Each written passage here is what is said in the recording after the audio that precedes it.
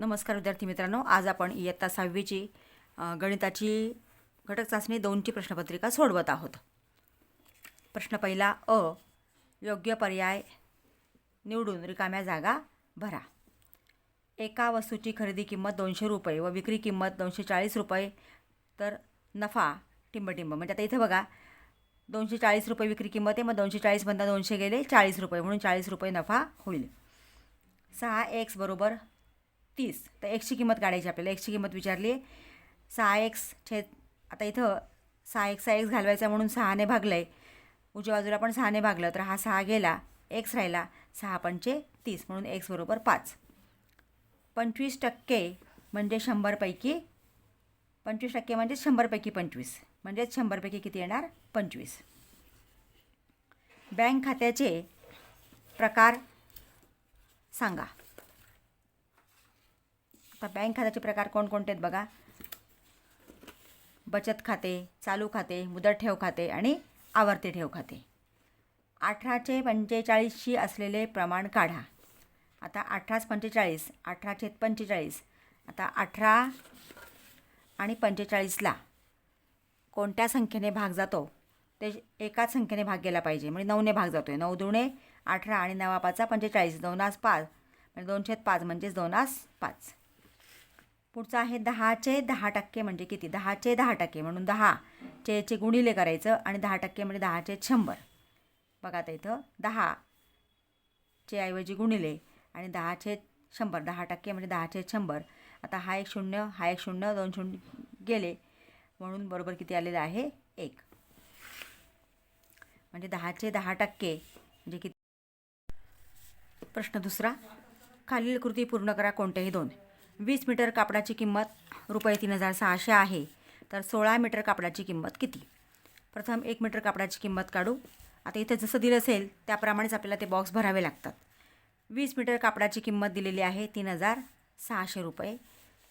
1 metre कापडाची किंमत बरोबर 3600 भागिले 20. 3600ला आपण 20ने भागलं तर 180 रुपये या ठिकाणी उत्तर येतं आहे. 16 मीटर कापडाची किंमत. आता 16 मीटर कापडाची किंमत काढण्यासाठी आपल्याला एका मीटरची किंमत आहे 180 रुपये, म्हणून 180 गुणिले 16 2880 रुपये. पुढची कृती. पुढील समीकरण सोडवा. -12 बरोबर m वजा 29. -12 बरोबर m वजा 29. आता इथं काय केलं आहे? चेंज करून घेतलं आहे, डावी बाजू उजवी बाजू. म्हणजे वजा m वजा 29 बरोबर हा -12 आहे तसाच इकडे येणार आहे. आता इथे वजा आपल्याला mची किंमत काढायची, म्हणून हे वजा 29 आहे, हे घालवायचे आहेत, म्हणून आपल्याला 29 मिळवावे लागतील, म्हणून आपण इथं अधिक 29 केलं आहे. तीच क्रिया दोन्ही बाजूला, म्हणून उजव्या बाजूला आपण अधिक 29. हा 29 गेला, m शिल्लक राहिला आणि -12 अधिक 29. चिन्ह जर वेगवेगळे असतील तर त्यांची वजाबाकी करा, म्हणून 29 मधनं 12 गेले 17 आणि मोठ्या संख्येचं चिन्ह 29 मोठी आहे म्हणून त्याचं चिन्ह धन आहे, म्हणून इथे धन उत्तर येणार आहे, म्हणून m बरोबर 17. तिसरं गणित. एका परीक्षेत विक्रमला 600 पैकी 546 गुण मिळाले, तर त्याला किती टक्के गुण मिळाले? आता विक्रमला A% गुण मिळाले असे मानू. मग आता A% म्हणजे 100 पैकी A, म्हणून 100 पैकी A म्हणून A छेद 100 आणि 600 पैकी 546 म्हणून 600 छेदस्थानी येणार आणि 546 अंशस्थानी म्हणून 546 छेद 600. आता हा 100 घालवायचा आहे, म्हणून 100ने दोन्ही बाजूला गुणलं आहे. इथे 100ने गुणलं म्हणजे इथे पण 100नेच गुणावं लागेल उजव्या बाजूला पण, म्हणून 546 छेद 600 गुणिले 100. आता हा 100 गेला म्हणजे इथे A राहिला. आता इथं हे 2 शून्य गेले, 600चे 2 आणि 100चे 2 घालवले आपण, म्हणून 546 छेद 6. तर इथं 6ने भाग दिला आहे.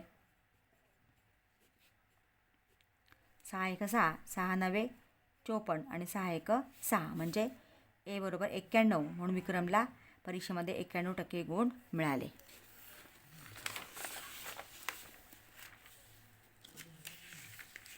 पुढचा तिसरा प्रश्न. खालील उपप्रश्न सोडवा. कोणतेही 2 दिलेत आणि 6 गुण आहेत, म्हणजे 3 गुणांचा एक प्रश्न आहे. एका शेततळ्यामध्ये 1,20,000 लिटर पाणी साठते. ते शेततळे तयार करण्यासाठी 18,000 रुपये खर्च येतो, तर 4,80,000 लिटर पाणी साठवणारी अशी किती शेततळी तयार होतील व त्यासाठी किती रुपये खर्च येईल? आता बघा, एका शेततळ्यात 1,20,000 लिटर पाणी मावते. मग 4,80,000 लिटर पाणी मावण्यासाठी आपल्याला किंवा पाणी साठवण्यासाठी किती शेततळे लागतील त्यासाठी आपल्याला भागाकार करावा लागेल. म्हणून 4,80,000 भागिले 1,20,000 इथं आपण आता हा आडवा भागाकार लिहिता तो उभा लिहून घेतला. म्हणजे छेदस्थानी 1,20,000 हे 4 शून्य गेले, हे 4 शून्य गेले, 12 एका 12, 12 चौक 48 म्हणजे 4 शेततळे आपल्याला लागतील 4,80,000 पाणी साठवण्यासाठी. आता एका शेततळ्याची तयार करण्याचा खर्च जो आहे एक शेततळे तयार करण्यासाठी 18,000 रुपये खर्च येतो. तर 4 शेततळी तयार करण्यासाठी किती खर्च येईल? आता इथे 4 शेततळे तयार करण्यासाठी इथे गुणाकार करावा लागेल. 18,000 गुणिले 4, 18 चौक 72 आणि हे 3 शून्य आहे तसेच म्हणजे 72,000 रुपये खर्च येईल. दुसरं गणित, सोहमला त्याच्या वाढदिवसाच्या दिवशी 40 मेसेजेस आले. त्यापैकी 90% मेसेजेस वाढदिवसाच्या शुभेच्छा देणारे होते. तर त्याला वाढदिवसाच्या शुभेच्छांव्यतिरिक्त किती मेसेज आले? म्हणजे 90% वाढदिवस शुभेच्छांचे होते, एकूण 40 आले, तर त्याच्या व्यतिरिक्त किती मेसेज आले ते काढायचं आहे. आता इथं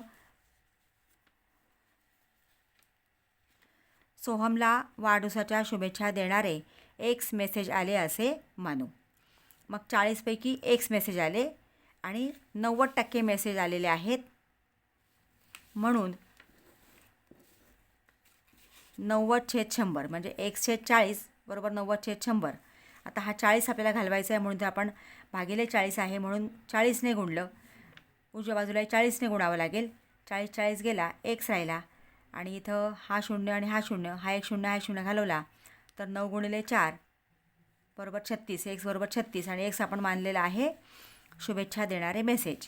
म्हणजे वाढदिवसाच्या शुभेच्छा देणारे मेसेज किती आले? 36 आलेले आहेत. आणि त्याच्या व्यतिरिक्त किती आले? वाढदिवसांच्या शुभेच्छा व्यतिरिक्त आलेले मेसेज 40 वजा 36 बरोबर 4.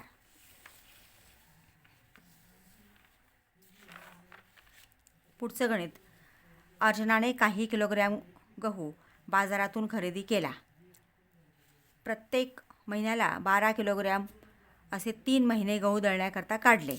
तेव्हा 14 किलोग्रॅम गहू शिल्लक राहिला. तर अर्चनाने एकूण किती गहू खरेदी केला होता? आता अर्चनाने गहू खरेदी जो केलेला आहे तो आपल्याला मानावा लागेल. म्हणून अर्चनाने x किलोग्रॅम गहू आणले किंवा खरेदी केला असे मानू. आता अर्चनाने वापरलेले गहू तिने प्रत्येक महिन्याला 12 किलोग्रॅम असे 3 महिने गहू वापरला आहे म्हणून 12 गुणिले 3 12 36 किलोग्रॅम. मग एकूण गहू खरेदी केला x किलोग्रॅम, त्यातला वापरलेला 36 म्हणजे 36 किलोग्रॅम कमी झाला म्हणून x वजा 36. तर 14 किलोग्रॅम गहू शिल्लक राहिला म्हणून बरोबर 14. आता हा वजा 36 आहे, 36 वजा केले म्हणून ते घालवण्यासाठी आपल्याला अधिक इथं आपल्याला 36 मिळवावे लागतील. मग x वजा 36 अधिक 36 बरोबर 14 अधिक 36. तीच कृती उजव्या बाजूला. 36 गेले, x शिल्लक राहिला, 14 अधिक 36 50. म्हणून अर्चनाने 50 किलोग्रॅम गहू आणले किंवा 50 किलोग्रॅम गहू खरेदी केला. चौथा प्रश्न, खालील उपप्रश्न सोडवा. 1 4 गुणांचा प्रश्न आहे.